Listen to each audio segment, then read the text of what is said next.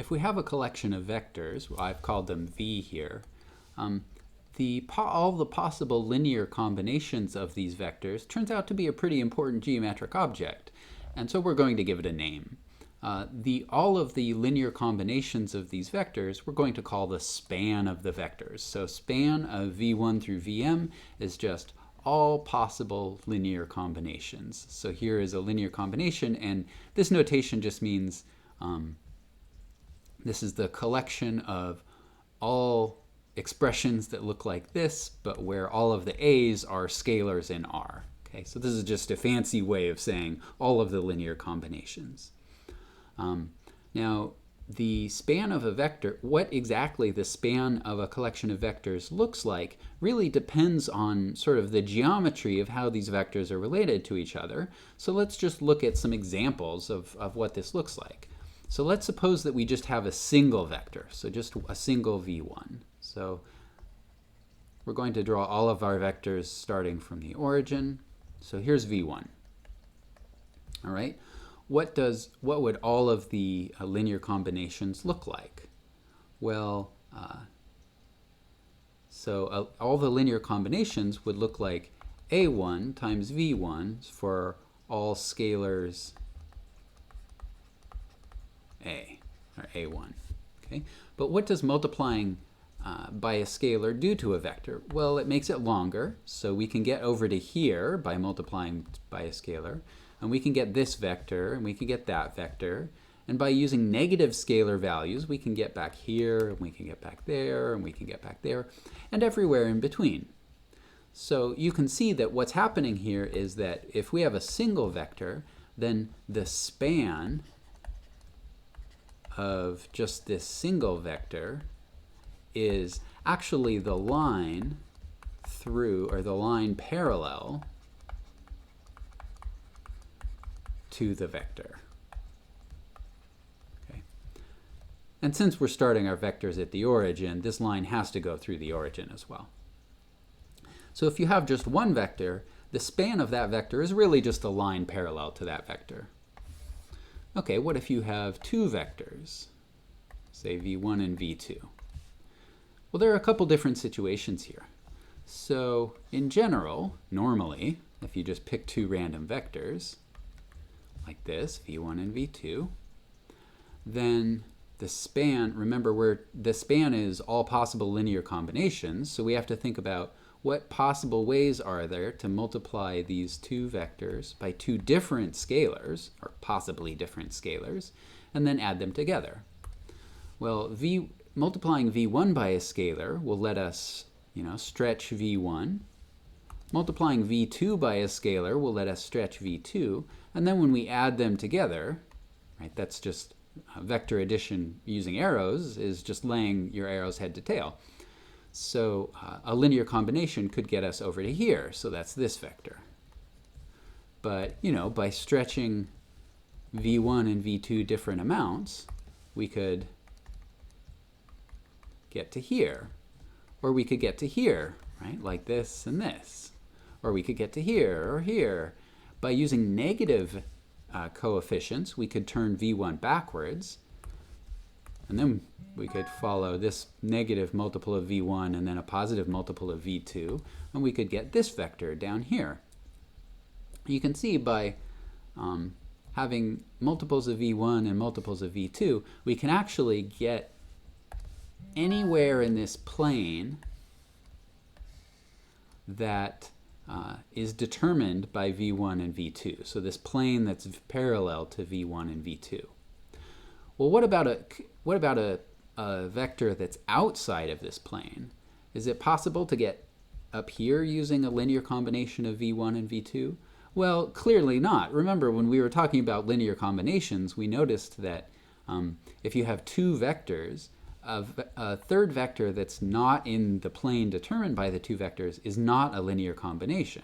So we can't get up here by just taking linear combinations. So the span of two vectors, at least these two vectors that I've drawn, is the plane containing v1 and v2. But there's another possibility if we have two vectors. So what if our two vectors looked like this? So here's v1 and here's v2.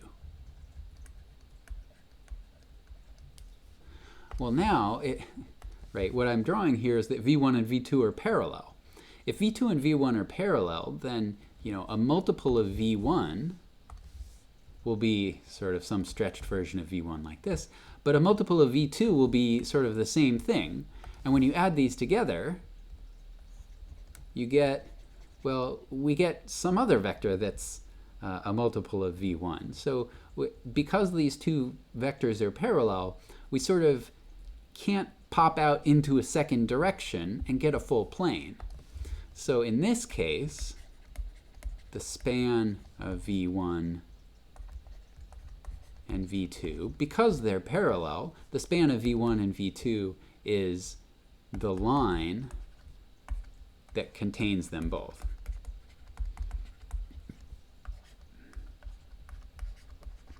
So sort of what geometric shape a span makes depends not just on how many vectors there are, but sort of the geometric relationship of those vectors. Let's look at a couple more examples. So let's look at in R2, let's look at the span of three vectors.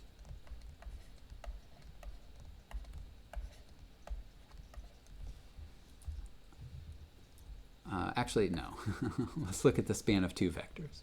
So in R2, well, R2 is just the xy plane, really, right? It's the coordinate plane. So if you have two vectors that aren't parallel, we said that the span of two vectors, if they aren't parallel, their span is the plane that contains both of them. So in this case, the plane that contains both of them, well, in R2, there's only one plane, and that's the whole plane. So in this case, the span of v1 and v2 is all of R2. All right, let's look at in R3, what's the span of these three vectors that I'm about to draw? So v1, v2, and v3. So here's, I'm drawing this plane just to sort of give us some sort of three-dimensional reference. So here's v1, it's parallel to the plane. Here's v2, it's also parallel to the plane. And then here's not like that. Here's v3. v3 points up out of the plane. So what sort of geometric shape do we get from the span here? Well, we've seen that by taking multiples of v1 and v2, we can actually cover the entire plane that contains v1 and v2. So what's the effect of adding v3? Well, if we can get to any point on this plane, adding multiples of v3 will let us move up out of the plane any distance we want. We can move up out of the plane different distances just by multiplying v3 by different amounts. We can move up out of the plane over here different distances. And same thing here.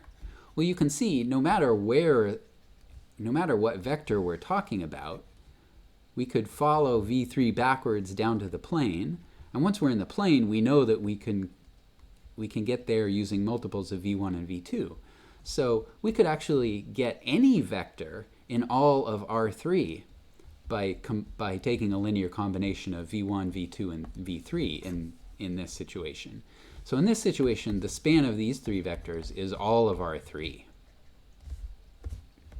All right, it kind of makes sense that, as long as your vectors aren't somehow pointed in the same direction, you need two vectors to fill up R2, and you need three vectors to fill up R3. That's kind of intuitive. In general, we sort of expect, it's not always the case, as we've seen, but we sort of expect that if you have n vectors, as long as none of them somehow point in the same direction or none of them are redundant somehow, you kind of expect that the span of n vectors in Rn is all of Rn. Now, well, this isn't always true, but we'll make this more precise later. One more example. What if we have more vectors than dimensions in Rn? So, for example, what if we have v1, v2, v3 in R2, and it's this vector, and that vector, v1, v2, and v3. Well, v1 and v2 aren't parallel, so we already know that v1 and v2, by taking linear combinations of v1 and v2, we can fill up all of R2. So what does v3 add? Well, v3 doesn't really add anything because there's nothing left to add. So the span in R2, the span of these three vectors, is all of R2. You can see that in this case v3 didn't really add anything. The span of v1 and v2 alone would have been equal to R2. All right, so that's sort of the geometric idea of a span. One question that often comes up in applications is a particular vector in the span of some other vectors? So, for example, is this vector A in the span of these three other vectors? Well, remember what span means. If if A is in this span, then it's possible to write A as, well, let me name these, v1, v2, and v3, so I don't have to copy them down. If A is in the span of v1, v2, and v3, then it's possible to write A as a linear combination of, let me use x's instead of a's. It's possible to write the vector A as a linear combination of the v's. That's the definition of span. But this is really just saying that if A is in the span of v1, v2, and v3, then A is a linear combination of v1, v2, and v3. And we already know how to figure out if A is a linear combination of v1, v2, and v3. We just need to solve the equation, the matrix equation, where we take the column, that we take these v vectors as columns for our matrix. So 1, 6, 6, minus 6, minus 3, minus 6, 2, minus 1, 2, 1, 1, 0. Our matrix of unknowns, or our vector of unknowns, equals the vector that we're looking for, A, which is 14 minus 15 minus 1, 5. And as usual, we know how to solve this sort of equation. You write down the matrix, the augmented matrix, right, formed like this, and then you do row reduction. And I've done this ahead of time so that you don't have to watch me do row reduction. There are three unknowns. There's going to be a row of zeros here. There are three unknowns, and it turns out that when you row reduce, you get a 2 here, a 3 here, and a minus 1 there. So the coefficients are 2, 3, and minus 1. Right? So that means that A is actually 2 times v1 plus, oh, I've already forgotten the numbers, 3 times v2 minus 1 times v3. So since A is a linear combination of the v's, A is in the span of these vectors, v1, v2, and v3.